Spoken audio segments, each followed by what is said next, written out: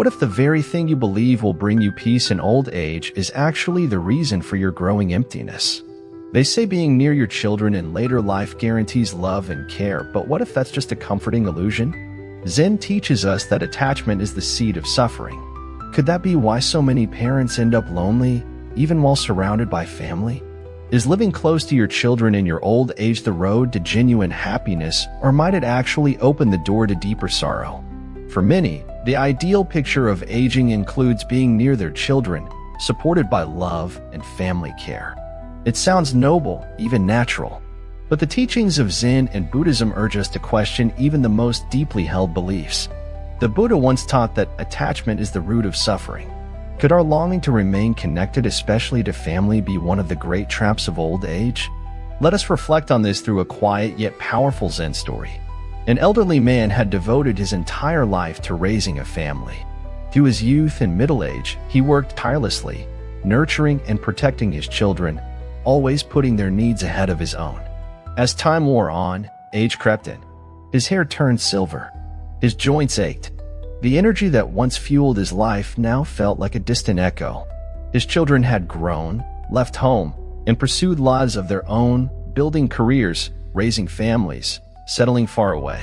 The house that once echoed with laughter, footsteps, and warm arguments now stood still, silent. One day, loneliness pressed heavily on the old man's chest. Perhaps, he thought, I should move closer to my children. They will care for me. I won't feel so alone anymore. Isn't it the natural duty of children to look after their parents? With hope in his heart, he packed up his belongings and moved near one of his children. The welcome was heartwarming. Hugs from grandchildren, kind words from his son and daughter-in-law, promises of regular visits. He felt the warmth he had long missed. For the first time in years, he felt seen, heard, cherished. But soon, that warmth began to cool. In the beginning, there were visits, dinners, cheerful weekends. But over time, life resumed its pace. The calls came less frequently. I'm busy, they would say. Let's talk tomorrow. The grandchildren, once excited to see him, were swept away by school, friends, screens, and schedules. The man started spending his days waiting for someone to visit, waiting for a call that never came, waiting to feel included. Though he lived just blocks away, he felt more distant than ever. He had traded the loneliness of space for the loneliness of spirit. One evening, sitting alone in meditation, he thought of the Buddha's words again. Attachment is the root of suffering. A question echoed inside him. Had he become too attached to his children? Had he unknowingly made his happiness dependent on them?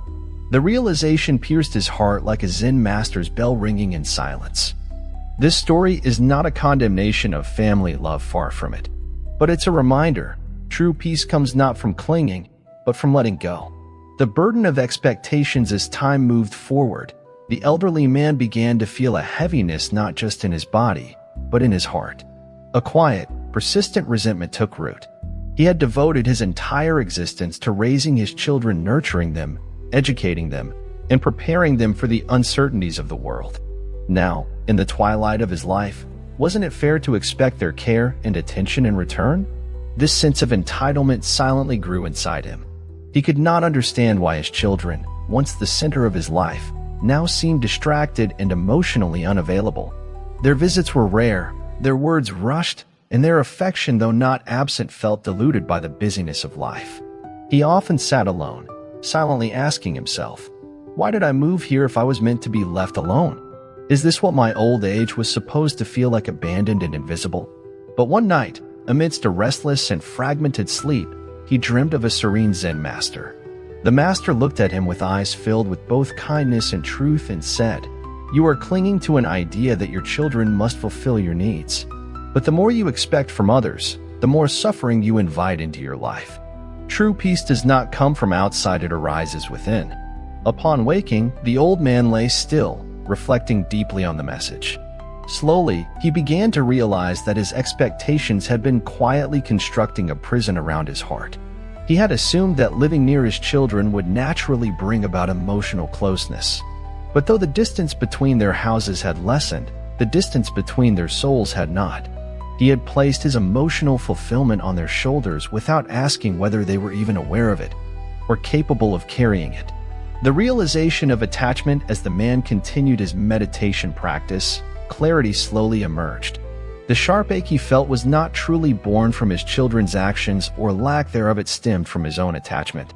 His suffering was rooted in the belief that his children owed him something, that his joy was their responsibility.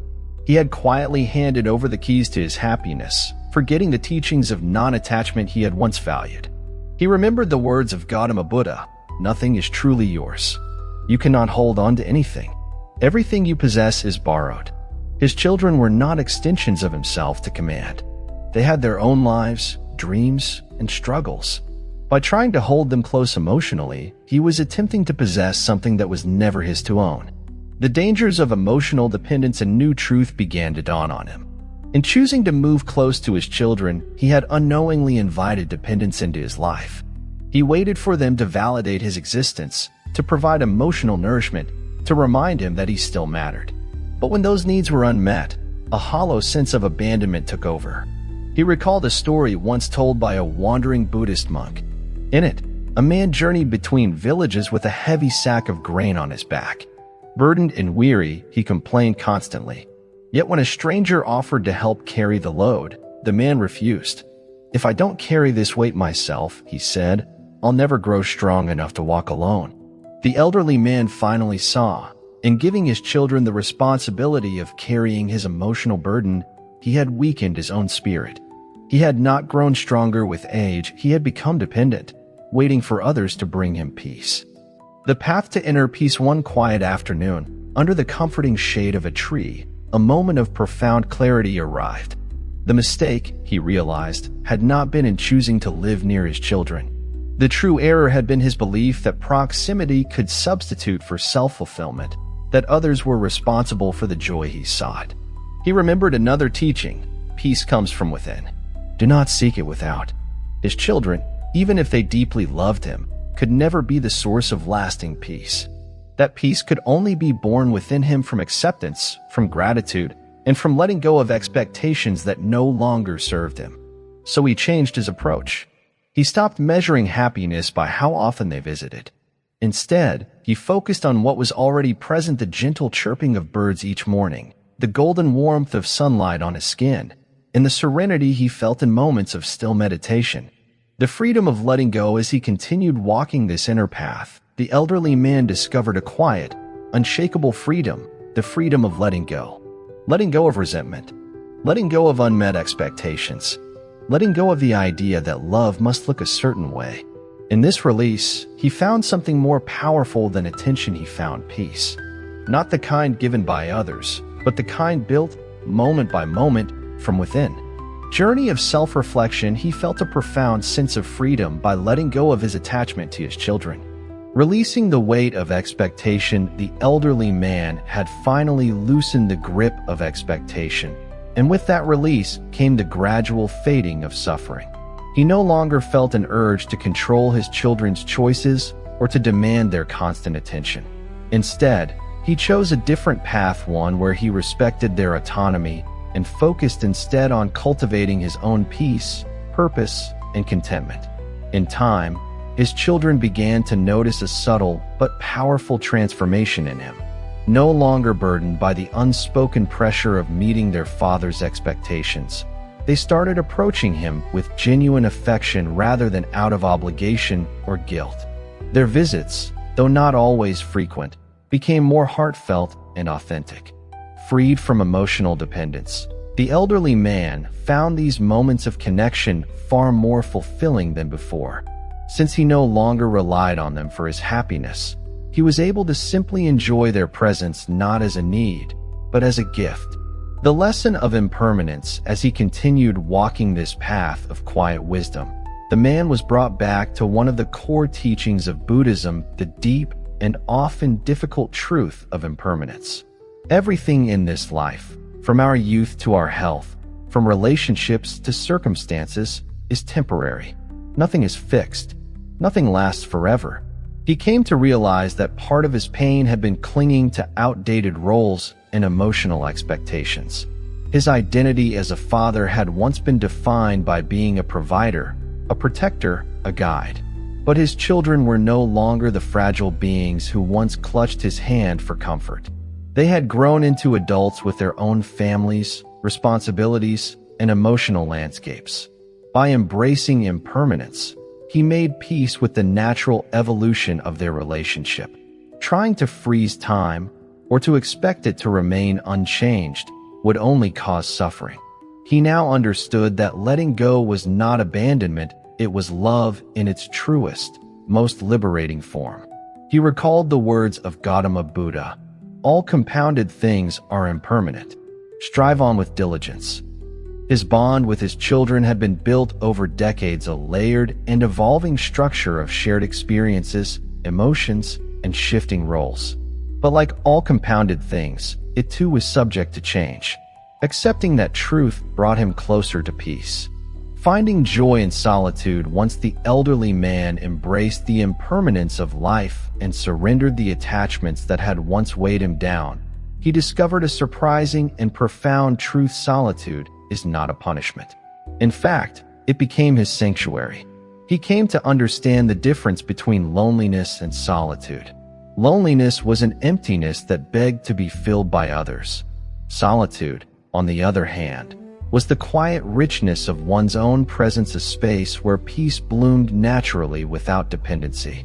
He found unexpected joy in the small details of his daily life, sipping warm tea in the stillness of early morning, tending to a humble garden where each flower seemed to greet him with silent wisdom, and sitting in meditation where his mind finally found rest.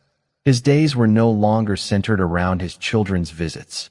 They were centered on inner fulfillment, on spiritual practice, and on gratitude. When his children did visit, their presence felt like a bonus, a joyful addition, not a necessary cure for loneliness. The Zen way teaches us to live fully in the now, to see the present moment not as a bridge to a better future, but as a destination itself. The elderly man became the embodiment of this philosophy, drawing serenity from life's ordinary moments and shaping joy from the fabric of simplicity. The wisdom of non-attachment. As he continued reflecting on the chapters of his life, the elderly man began to understand the essence of non-attachment on a deeper level. Buddhist wisdom teaches that clinging, whether to people, possessions, or expectations, inevitably leads to suffering, because the nature of life is impermanence. The tighter we grip, the more painful it becomes when what we're holding changes or disappears. His suffering, he realized, had not stemmed from the act of living close to his children. It came from the belief that they owed him something: their time, their affection, their devotion. That belief had rooted itself so deeply that it distorted his understanding of love. But now, he saw with clarity, love, when entangled with expectation, becomes a transaction. True love, however, asks for nothing and offers everything. In embracing non-attachment, he discovered not the absence of love, but its purest form, free from demand, free from control, free from fear. And in that freedom, he found what he had been searching for all along: peace. Care when those expectations were not met. He felt hurt and abandoned, but in truth his children had not abandoned him, they were simply living without clinging. As his children continued living their lives on their own terms, the elderly man came to see that his earlier suffering had not been caused by their actions, but by his own inner resistance, the clinging to old identities and emotional roles that no longer served him. Through the mindful practice of non-attachment, he gradually freed himself from the emotional unrest that had once clouded his heart. Disappointments and resentments began to dissolve. He no longer felt a sting when his children didn't visit as frequently or when they seemed preoccupied with their own responsibilities. Instead of longing for more or fearing that something was missing, he simply accepted each moment for what it was: complete, sufficient, and sacred in its own right. The full circle of life. In the closing chapters of his life, the elderly man saw clearly that his journey had come full circle. Once, he had lovingly nurtured his children, guiding them through life, offering them protection, strength, and support. But now, it was his turn to nurture someone just as important, himself. His role as a father had gradually given way to a new, more introspective phase of self-care, reflection, and deep spiritual growth.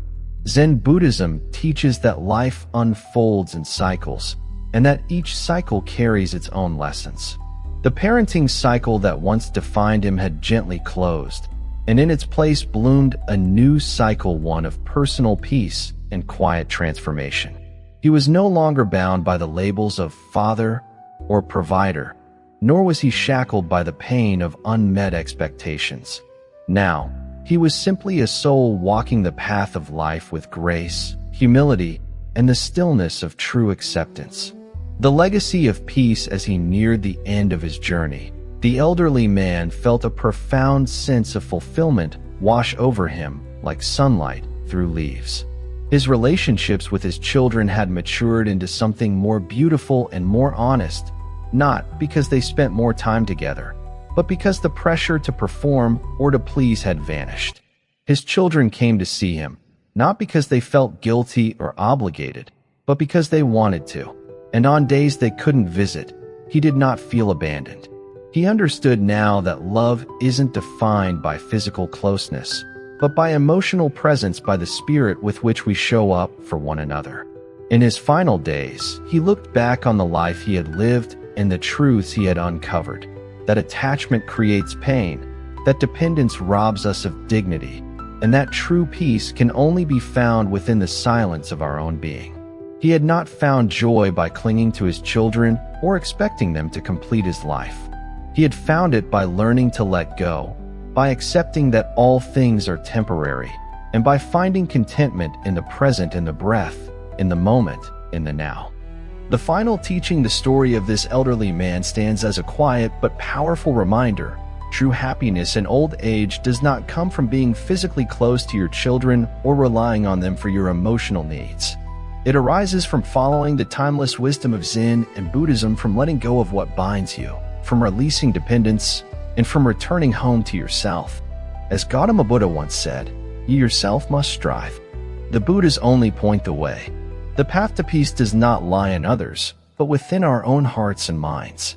The elderly man had walked this path with sincerity, and in doing so, left behind something far more valuable than material wealth, a legacy of wisdom, of peace, and of inner freedom.